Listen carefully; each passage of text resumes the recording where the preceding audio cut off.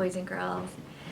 Last 3 chapters this week, and then the book is officially done. I think I confused some of you when I said about it last week, that those were the last chapters, but those were just the last chapters for the week. These next 3 chapters will be it for good. No more Fudge, no more Peter, no more Sheila. That's it. Unless we want to reread again or re-listen again, which I wouldn't mind. Always find comfort in a good book. I'm on that. But the chapter that we are on today is chapter 14. I'm here with Charlotte, my ever faithful companion, who has been here with us for every book, sometimes facing the wrong way, but that's okay. We don't mind. But chapter 14 is Dog Feet, and I remember asking last time what you might think that might involve. I know we had baby feet before, but dog feet. If you could make a prediction, what do you think that might entail? I think I have an idea. Maybe we're thinking the same thing, I bet. Anyway, let's hear chapter 14.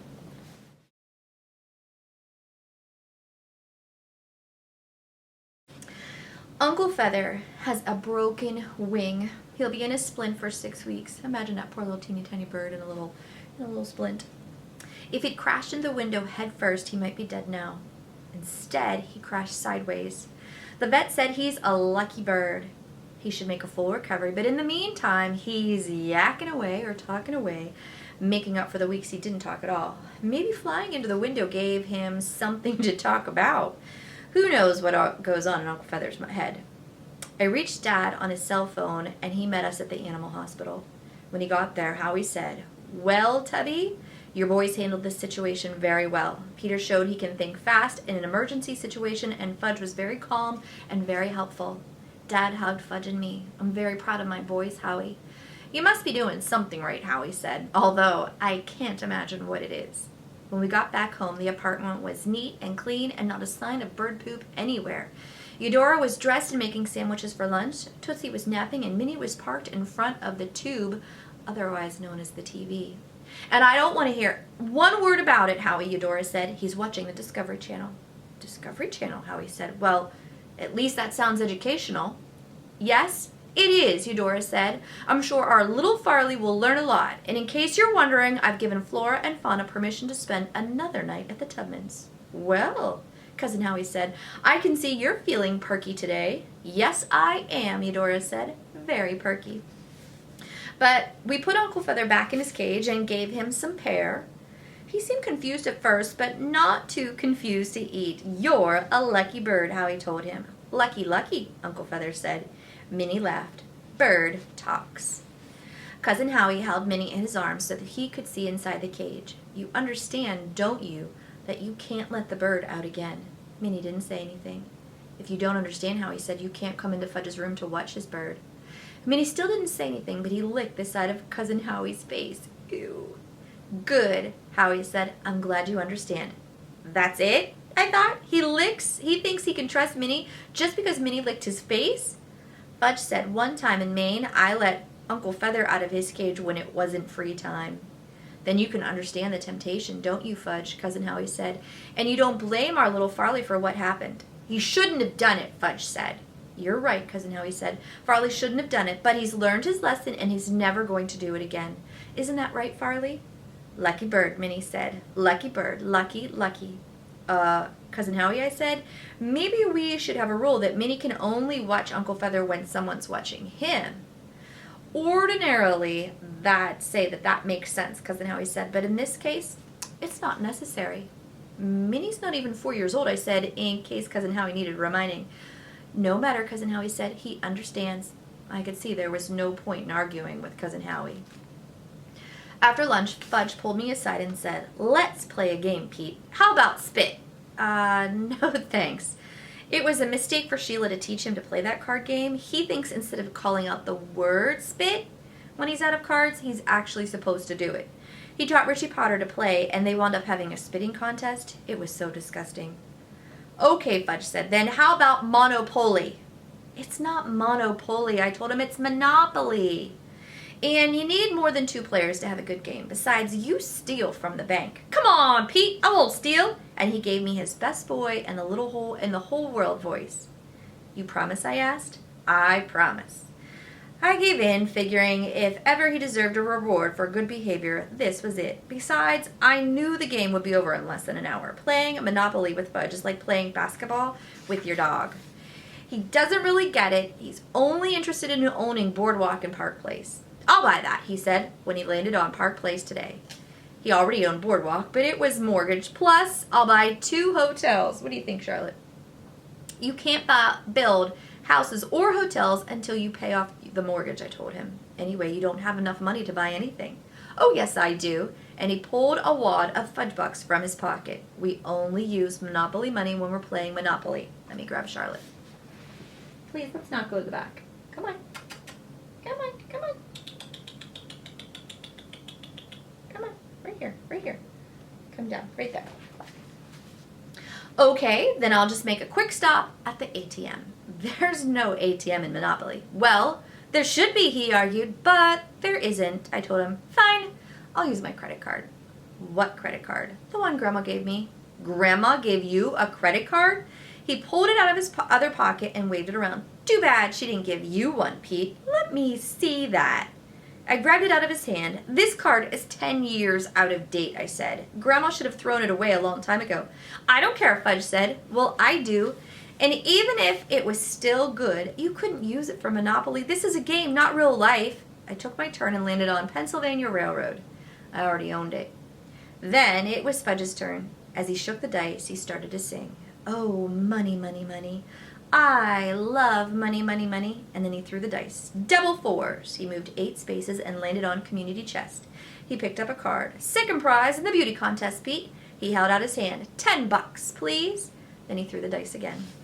When Mom got home from work, Eudora had a big pot of chili simmering on the stove and the table and the alcove set for dinner. Mom looked surprised and pleased. Eudora said, it's the least we could do. You've been so generous to us, and with the accident and all. Accident? Mom asked, and the expression on her face changed. What accident? Oh, Anne, Eudora said. I'm so sorry. I thought you knew. Knew what? Mom said, growing more worried. Is everyone all right? Fudge tore across the room and jumped into Mom's arms. It's Uncle Feather, Mom. He broke his wing. He has to wear a splint for 6 weeks. I helped Pete and Cousin Howie take him to the animal hospital. Did you know there's no ambulance for birds?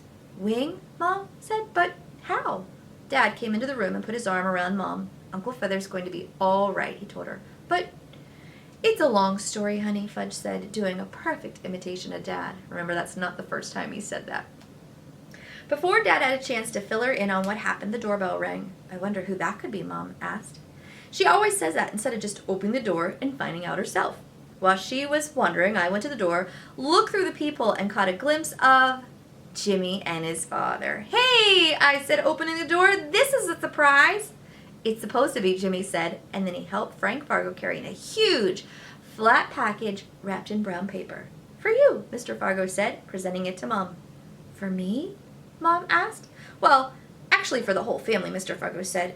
What could it be? Mom asked. See for yourself, Mr. Fargo told her. Come on, Mom, I said, helping her tear off the brown wrapping paper. What do you think it's going to be? Big brown wrapping paper? Oh, Frank. Mom got all choked up when she saw what was inside. It was one of the paintings from his show, Baby Feet Blueberry. Charlotte, please stay still there. The original painting that Tootsie walked across. We can't accept such a... Mr. Fargo didn't wait for her to finish. Think of it this way, Anne, he said. Without Tootsie, there wouldn't even have been a show. That's just what Dad says, Fudge told Mr. Fargo. Dad turned red and laughed. It's fabulous, Frank, and more than generous.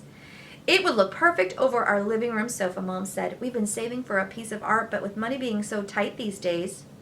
What's tight money? Fudge asked. Never mind, Mom said. Come on, Mom. If it's about money, I have to know. Tight means there's not a lot to spend, Mom explained softly. Or it could mean somebody's really cheap, I told him. Like a tight wad. Hold on one second. Charlotte, please, let's not go to the back. Stay right here. Right here. Right here. Come down. Why don't you face the kids? The kids would like to see you. Stay right there. Okay. Let's see if she likes that spot. Thank you, Peter, Mom said. And from her tone, I knew I should stay out of this. But we're talking about a money situation here, not how a person feels about spending it. I love it when we talk about money, Fudge said. What's a wad? This is hopeless, Mom said. I can see that, Mr. Fargo answered. So let's skip the chit-chat and hang the picture. Dad helped Mr. Fargo center baby feet Blueberry over the sofa while Mom eyed it. A little higher. No, that's too high. Over an inch. Yes, that's it. We all stood back to admire the painting. Eudora said, why, it looks as if it was meant to hang in that very spot. Cousin Howie said, is it my eyes or are those swirls of color moving? They're supposed to look as if they're moving, Mr. Fargo said. Well, I'll be, Cousin Howie said. Then Fudge told Jimmy about Uncle Feather's accident, and the three of us went to Fudge's room to check him out. Minnie was standing on the step stool watching over the bird. Nice bird, Minnie said. Lucky bird. Nice bird, Uncle Feather repeated. Lucky, lucky. He's talking again, Jimmy asked. Yeah, I said. Just like that? Yeah. How come? Nobody knows. Nobody knows. Nobody knows. I know, Minnie said. I looked at him. You know what? Why the bird can talk. Who told you? I asked. The bird, Minnie said. The bird told you why he was talking again? I said. Minnie nodded. What did he say? I asked. Can't tell, Minnie said. Why not? Promised. Promised who? The bird, Minnie laughed, said, and then he laughed like crazy, sounding exactly the way Fudge did when he was that age. He's even starting to look like Fudge. How come I never noticed that before? Fudge collected a stack of paintings from one of his shelves. He carried them into the living room and presented them to Mr. Fargo. Dog feet red, dog feet blue, dog feet green, and dog feet purple. Mr. Fargo paid careful attention to each of Fudge's paintings. I know Charlotte's moving again. Oh, I don't know where she thinks she's going. These are very good, he said. They show a lot of promise. I moved closer to check them out, and what did I see? Paw prints. Every single painting was covered with paw prints. Wait a minute, I said to Fudge. How'd you get... Fudge laughed. It was so easy, Pete. Turtle liked walking across my paintings. You used my dog for your paintings. You want to buy one, Pete? They're for sale. 3 zeros for each one. You know how much 3 zeros adds up to be? Yeah, Pete, Fudge said. More than 2 zeros. Jimmy invited me to go to supper and a movie with him and his father. I jumped at the chance to get out of the apartment. Maybe you can spend the night too, Jimmy said. Yes, I told him before I even checked with Mom and Dad. I knew they'd let me go. I knew they'd think that I deserved a big break. Hold on one second. Oh, goodness. Charlotte? She's at the back / bottom of the chair, so I'm just going to let her there for right now. We'll get her when I'm done reading the chapter. The next morning, Giraffe Neck was at the Fargo's loft with Vinny. Do you remember who Vinny was? That's her little dog. She made us French toast for breakfast. Wait till you taste it, Jimmy said. It's the world's best, right, Vinny? Vinny barked, but this time he didn't retreat. He even let me pet him. Sunday night on the way home, Jimmy told me his dad and Giraffe Neck are getting married on Valentine's Day. And you have to be there, he said, because I'm the best man and I don't know anything about being the best man. You think I do? Just promise you'll come. Okay, I promise. Thanks. I was hoping that when I got home the Howies would be gone, and if not gone, then packing. But instead, the natural beauties had returned, and all 5 of the Honolulu Hatchers were lined up in their sleeping bags out cold. 2 nights turned into 4 nights. 4 nights turned into 7. 7's a good number. It was the longest week of my life, except for the time that Fudge swallowed Dribble, my pet turtle.